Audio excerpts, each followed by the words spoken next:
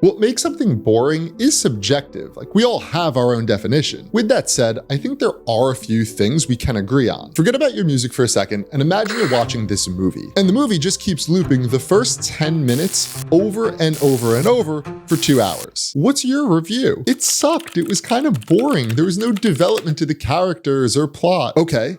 Now think about your music, because it's actually very similar. I like to define music as the change of sound over time. You're telling a story, just like a movie, and your characters, which are your sounds, have to go through some ups and downs, which would be the songwriting and arrangement. And most great songs do a great job of changing in all of these areas. So I want to go beyond surface level stuff because there is a lot to unpack here. I want to show you how you can make sure you are creating enough change in your music so you can hopefully avoid that angry customer leaving you a bad review.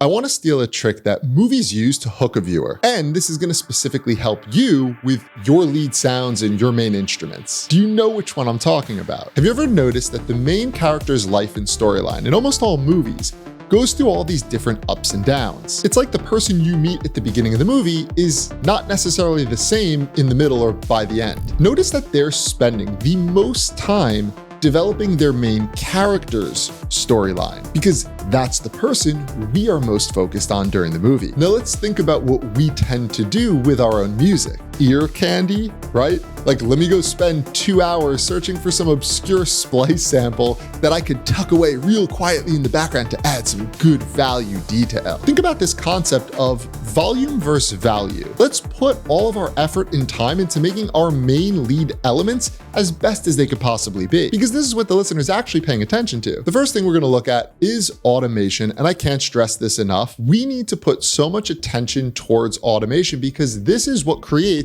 change in our sounds. This helps with character development. And I don't want you to think that this automation always has to be so obvious and drastic. Sometimes a small, subtle move makes all the difference. This first one's going to be one of those more obvious examples where you're going to hear my sounds shape, timbre, and overall energy change as I open this filter cutoff.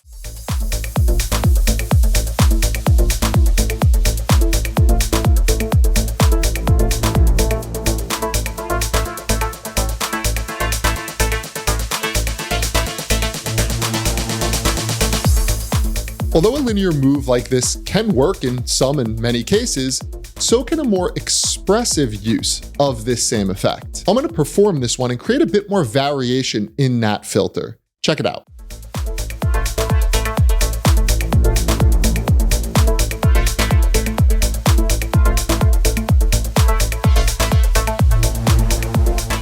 Now, both of these examples give different feeling, but I would say they're both way better than this thing just not changing at all. Now let's look at something that would be a more subtle change in automation. This section of my song here is pretty simple, but you are focused on this clap. It is one of the main elements, and I'm going to add a delay on every other clap.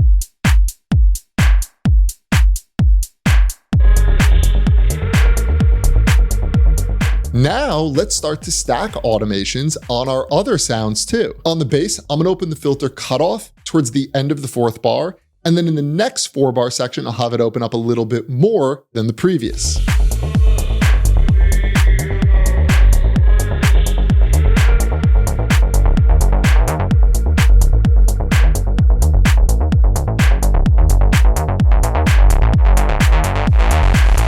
Do you see how there's this cumulative effect? We're creating change in character development in multiple sounds. And this makes the production just a bit more interesting. It's not as predictable, linear, or flat, and it's probably a little less boring too. All right, we can't stop here because automation is just one way we can create change. The biggest returns come when we start stacking different ways of creating change. So before we get into the writing and arrangement variations, let's talk about something else.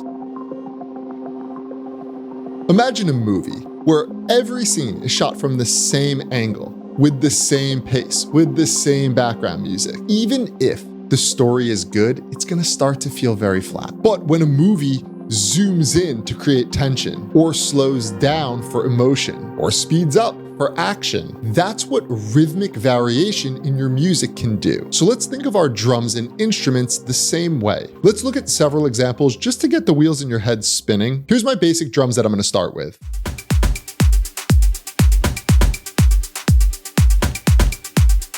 But now I'm gonna create some variation to the tom, these hats, the claps, and the clav.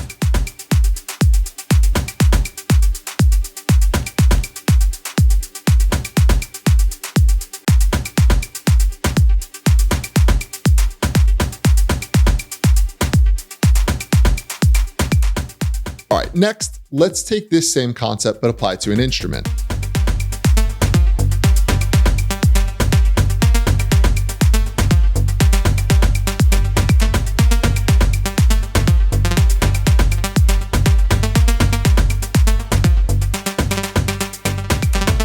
Let's keep this moving because we haven't even gotten into the most important ways we can create change. And that's by creating change in a tiny chihuahua's life. Moose joined Cosmic 5 years ago, and he had like basic production skills. But just like his other fellow Cosmic alumni, he started signing records to some of the biggest labels in the world. He was playing the biggest festivals, and he's even grown a legitimate fan base using social media. He learned all these things by working with us at Cosmic Academy. And I don't know if it was the small class sizes or just the one-on-one time we have with him every week, helping him with the music and the brand. But look, this little guy is doing his thing now. If we were able to help him change, we could do the same for you. I'll leave a link pinned below in the comments if you want to follow his footsteps and join Cosmic. But let's get back to the change in your songs.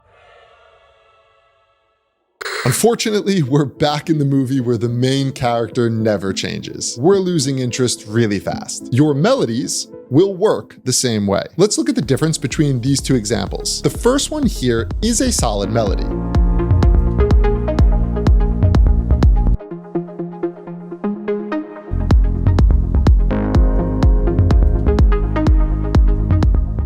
But as the song progresses, I'd like to create some change and variation to keep the listener engaged. For example, let's create a melodic variation at the end of the first 16-bar section and a different one at the end of the next 16. Let's now do this to my bass line, but we'll make the change more frequent this time.